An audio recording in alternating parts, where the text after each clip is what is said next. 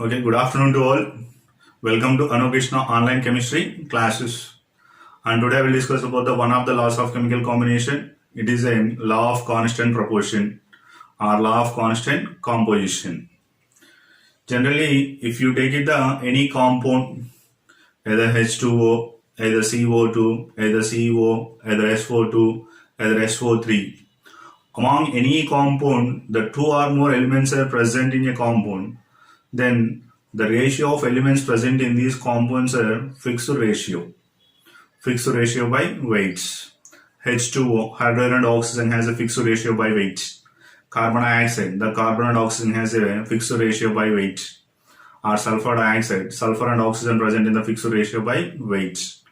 Nitrogen dioxide, nitrogen and oxygen also present in the fixed ratio by weight. That can be explained according to the law of constant proportion. The law of constant proportion can be explained by the J.L. Proust, Joseph Louis Proust scientist. Okay, now, according to this scientist, the various composition of elements present in a given compound, it can be explained according to the law of constant proportion. And it is also called as a law of definite proportion. Any particular compound, a pure chemical compound, consists of the same elements and combined to each other fixed ratio by weight. Okay, now the compound is obtained from any source. For example, the water is taken from the different sources: tap water, pond and lake water, sea water, either rain water. The hydrogen and oxygen ratio is fixed according to weights wise. And if you take the carbon dioxide also obtained from the different methods by using respiration, burning of coal or candle, and acids are react with carbonates and decomposition of limestone. Among all these methods, the carbon dioxide is produced. The ratio of carbon and oxygen also fixed ratio by weight. Okay. So first of all, this law was given by J.L. Proust.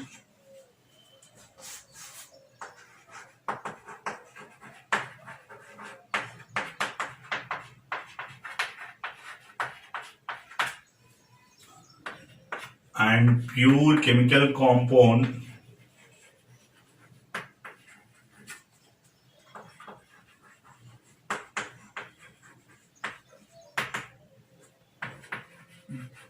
contains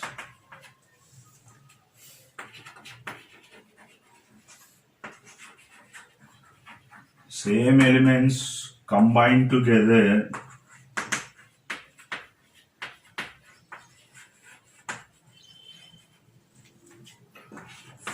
fixed ratio by weight.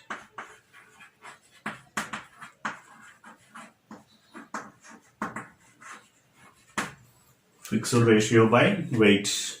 And when you take the examples, water, in the water molecule there is a two hydrogens and one oxygen is present.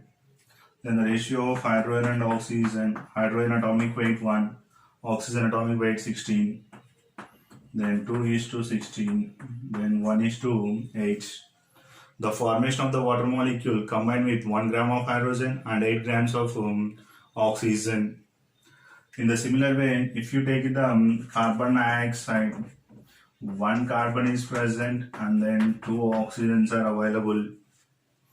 Then the carbon atomic weight is 12 and oxygen atomic weight is 16. Oxygen atomic weight is 16. Then 12 is to 32 and 4 3s are 4 8s are 3 is to 8 ratio of carbon and oxygen combined to each other, the formation of the carbon dioxide.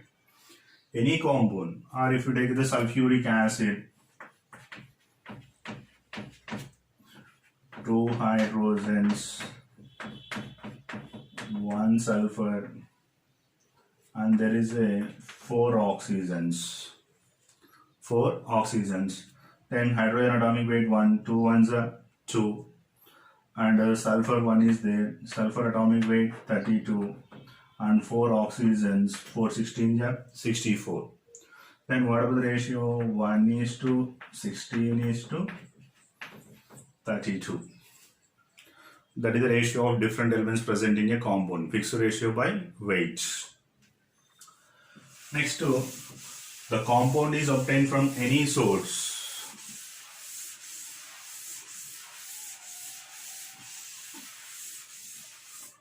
The compound is obtained from any source. For example, the carbon dioxide is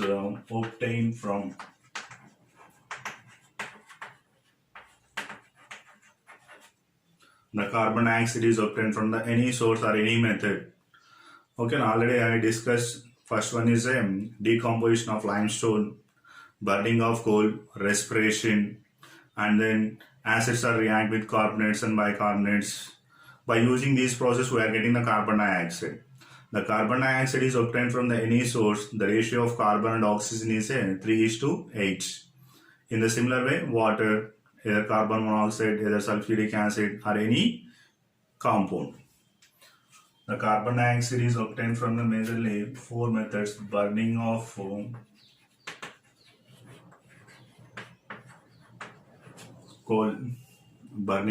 coal, and second thing is respiration,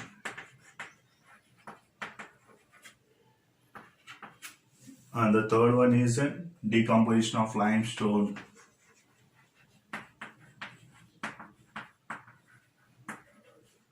Decomposition of CaCO3, and the fourth one is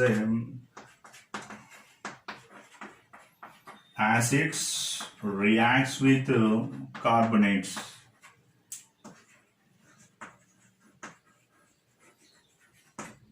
Acids react with carbonate. The ratio of carbon and oxygen is a 3:8 ratio.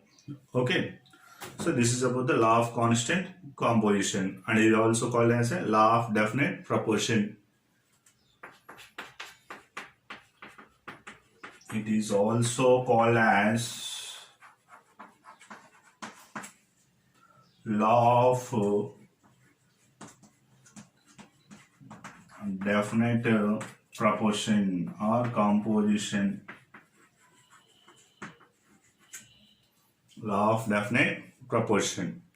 But here it is one limitation is available for law of constant proportion.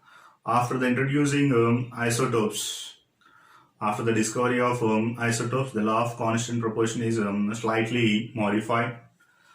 For example, the carbon isotopes are C612, C614. I am taking the isotopes of carbon 612, carbon 614. Now the carbon dioxide is made up of two different elements, C612, and carbon dioxide is C614. In one of the carbon dioxide, one isotope of carbon is present. In another carbon dioxide, one more isotope of carbon is present. Then what is the ratio of carbon and oxygen? What is the ratio of carbon and oxygen? Whenever taking the CO2, C612 isotope is present, the carbon atomic mass is 12 and then oxygen 32. There is a 2 oxygens. Then 4 3s are 4 8s are. Okay. Now I am taking the C614. Then in this case the carbon mass is 14 and oxygens are 32. Then the ratio is 2 7 to 16 Then it is the ratio. Here the same compounds, they are made up of same elements, carbon and oxygen, but whenever taking the isotopes, the composition of elements are changed. Okay. So this is the one of the limitation for law of constant proportion. And if you take the sulfur dioxide, also sulfur 1632 and sulfur dioxide 1634. Then what is the ratio of sulfur and oxygen? Here sulfur 32 is to 32, 2 oxygens. Next, in next case, sulfur 34 is to 32. Here 1 is to 1. Next, in this case, 2 17 to 16 Then the ratio of sulfur and oxygen is entirely different when I am taking isotopes. This is the one of the limitation for law of constant composition. And thank you students, subscribe my channel.